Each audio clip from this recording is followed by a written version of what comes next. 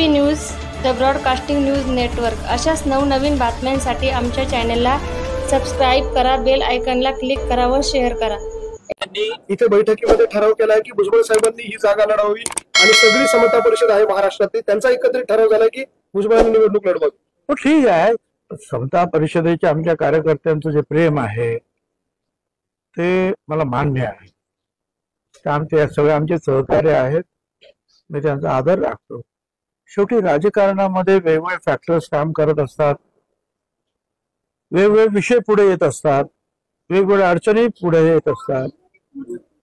आणि आता मी तो निर्णय घेतलाय. आयुष्यामध्ये मी एकदा फक्त तिकीट मागितलं होतं, ते म्हणजे मुंबई महानगरपालिकेच्या नगरसेवक पदासाठी बाळासाहेब ठाकरेंकडे. त्याच्यानंतर मला कधी तिकीट मागण्याची पाळी काही आली नाही. सुद्धा सगळे प्रश्न सुटले, पण नाशिकचा तिढा काही सुटत नाही. पण मग आपला दावा नाशिकच्या जागेवर आहे ना, आमचा दावा नाशिकच्या जागेवर आहे आणि आमच्याकडे आहेत ना उमेदवार.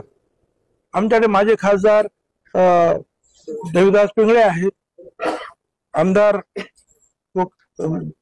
माणिकराव कोकाटे आहेत, नंतर ते काय ते अरिंगळे महाराज ते आहेत. महिलांसुद्धा आमच्याकडे आहेत. ते आपल्या जिल्हा अध्यक्ष काय त्यांच्या बलकवडे मॅडम आहेत, इथे आहेत. या इकडे एवढ्या सगळ्या उभ्या राहिल्या. उभं राहायला आमच्याकडे माणसं खूप आहेत, कारण आमचे लोक हे सतत काम करत असतात. फक्त निवडणुकीच्या वेळेला आलेले नाहीत ते, त्याची काही काळजी करायचं कारण आहे. आमच्याकडे उमेदवार खूप आहेत, परंतु अगोदर ते कुणाला द्यायचं हे ठरलं पाहिजे. तर उमेदवारांचा काय तोटा आहे? बीजेपीकडे पण काही तोटा नाही हो. बीजेपीकडे 3 आमदार आहेत. परत ते काय नाव ते तुषार हे पाटील काय धनगर पाटील आहेत. परत ते संत शांतिगिरी महाराज आहेत, नंतर आमदार आहेत, असे आहेत ना. तो तसे शिंदेकडे पण आहेत, गोडसे आहेत, गोरस्ते आहेत, करंजकरांना विचारता येतं. आणखीन असे आहेत सगळे. जो उमेदवार पाठीशी आपण अर्थात मी महायुतीचा कार्यकर्ता म्हणा, नेता म्हणा, जे म्हणायचं म्हणा, मंत्री म्हणा, मी महायुतीच्या जो उमेदवार असेल त्याच्या प्रचारासाठी काम करणार. आता मागेच मी आता इथे जाऊन आलो विदर्भाला. आता जिथे जिथे लोकांना वाटतं की भुजबळ आल्यामुळे आमची मतं कमी होणार नाहीत मराठा समाजाची, आणि त्यांनी प्रेमाने बोलवलं तर मी जाईन. माझ्यामुळे कुणाचंही नुकसान होऊ नये, कारण अनेकांना असं वाटण्याची शक्यता आहे की भुजबळ आले तर तिथला मराठा मतदार जो आहे नाराज होऊ शकतो. आणि मराठा समाज आजही त्या मानाने त्याच्यात एकता आहे. इतर समाजांमध्ये जे आहेत ओबीसी म्हणा, भटके विमुक्त किंवा याच्यामध्ये अजून तशी ती एकता, ती भीती अजून राजकारण्यांना वाटत नाही जी त्यांच्याबद्दल वाटते. असं होत असतं. निर्णय जो घेतला होता त्याच्यावर ठाम आहात का? किंवा या काय आहे कार्यकर्त्यांची जी मागणी आहे त्याच्या बद्दल विचार करा. कार्यकर्त्यांची मागणी असते, त्यांचा आता हळूहळू त्यांची समजूत काढावी लागते. आणि ज्या कोणाला तिकीट मिळेल त्याच्या कामासाठी आपल्याला तयार व्हावं लागतं. हे काय माझ्या आयुष्यात झालं, आता 57-58 वर्ष राजकारण करतोय, या अशा सगळ्या गोष्टी मी पाहिलेल्या आहेत. त्यामुळे मी माझ्या कार्यकर्त्यांनी, इतर नेत्यांनी जे काही प्रेम दाखवलं, विश्वास दाखवला, विशेषतः दिल्लीच्या जे अमित शहा असतील की पंतप्रधान असतील मोदी साहेब, विश्वास दाखवला. परत सांगतो, मी फार आभारी आहे त्यांचा. साहेब, आपण बाहेर म्हटलं होतं पत्रकार परिषदेमध्ये की जर उशीर झाला, उमेदवारी जाहीर करण्यासाठी उशीर झाला तर त्याचा परिणाम नाशिक लोकसभेच्या महायुतीच्या उमेदवारावर होऊ शकतो, विजयावर होऊ शकतो. तुम्हाला असं वाटतं की ऐन वेळी जर अशी शक्यता झाली, केंद्रीय नेतृत्वाने पुन्हा तुम्हाला आग्रह केला तर तुम्ही भूमिका बदल? मी नाही आता सांगितलं नाही, आता नाही मला उभं राहता येणार. आणि दुसरं म्हणजे मी सांगितलं मगाशी तुम्हाला की तिन्ही आमच्या पक्षाकडे जे आहेत अनेक उमेदवार आहेत काय जे लढू शकतात. फक्त लवकर निर्णय घेण्याची आवश्यकता आहे, कारण समोरच्या जे आहे विरोधकांचे उमेदवार जे आहेत वाजेस आहे त्यांचं एक फेरी तर पूर्ण झाली, 1 महिना झाला. 1 महिना प्रचारात ते पुढे आहे. तर जेवढं लेट होणार तेवढा थोडाफार तो परिणाम होतो. हेमंत गोडसेंनी काल मुख्यमंत्र्यांची भेट घेतली मध्यरात्री. त्यांचं म्हणणं आहे की माझं नाव फायनल झालेलं आहे, 2 दिवसामध्ये घोषणा होऊ शकते. ठीक आहे, गोडसेंनी गोड बातमी जी आहे आम्हाला द्यावी.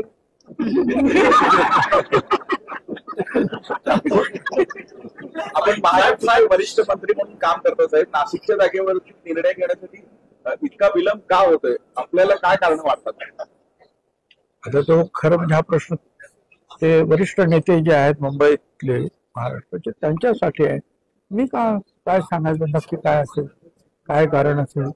काही लोकांना इथले असं वाटत असेल की आपण भुजबळांचं काम केलं तर मग पुढे आमदार केला मराठा समाज आमच्या विरुद्ध जाईल का, हा ही अडचण असू शकते. काही लोकांना असं वाटेल मी इथं उभं राहिलो तर इतर ठिकाणी मराठा समाज नाराज होईल का, असू शकतो. मग सांगितलं त्याचं उत्तर मी काय आणि मग हे तुम्हाला सांगितलं की खरं आहे की मराठा समाज असा एक खरं म्हणजे मराठा समाजाच्या विरुद्ध मी कधी नव्हतोच.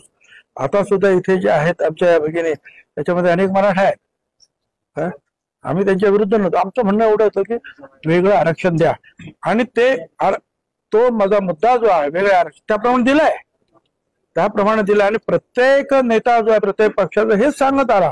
म्हणजे पवार साहेब असतील नाही तर आणखी काँग्रेसचे असतील नाही तर आमचे असतील. आणि ते मी तुम्हाला सांगतो हे नुसतं तिकीट काय आमदारकी काय मंत्री काय, मी माझा हा मुद्दा ओबीसी मध्ये घुसखोरी करू नका, वेगळं आरक्षण द्या, हा मुद्दा मी कदापि सोडणार नाही. प्रश्नच येत नाही राजकारण और नो राजकारण. बरोबर साहेब, जर भाजपच्या वरिष्ठ पातळीवरनं तुमचं नाव अमित शाह सांगितलं उत्तर तर मग तुम्ही लढणार? दिलं उत्तर. साहेब एक होतं उमेदवारीबाबत तुमच्या वरून केंद्रीय नेतृत्वाने सांगितलं, राज्य नेतृत्व जाहीर अरे केलं. सांगितलं ना, बरं आहे का ना, राज्य नेतृत्व करायला तयार नाही. यामध्ये महायुतीतला पक्ष असलेल्या म्हणजे तुतारी वाजवणारा माणूस आणि दुसरं तुतारी चिन्ह अनेक ठिकाणी वाटण्यात आलेलं आहे, बारामती माडा अशा ठिकाणी. त्याच्यामुळे मोठा संभ्रम त्या ठिकाणी निर्माण झाला आहे. त्याच्यामुळे आक्षेप घेतला जातोय की अशा पद्धतीचं चिन्ह देऊ नका म्हणून. हो ना. आता तुताऱ्या वाटल्या, कोणी घड्याळा वाटतील, कोणी मशाली वाटतील, कोणी धनुष्यबाण सगळीकडे घेऊन जातील, कमळाचं फूल कोणतरी. आता हे वेगवेगळे जे फंडे असतात निवडणुकीमध्ये ते सगळे करत असतात.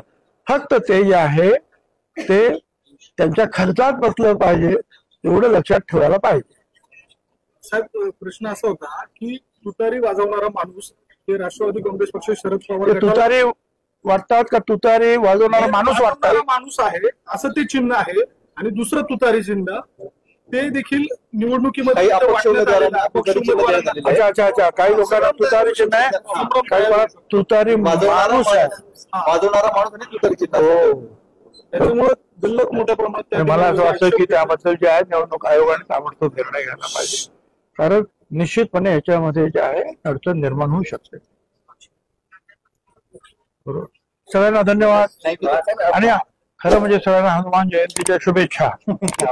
आणि या शुभेच्छा देण्यासाठीच आमची सगळी मंडळी माझ्याकडे आलेली होती.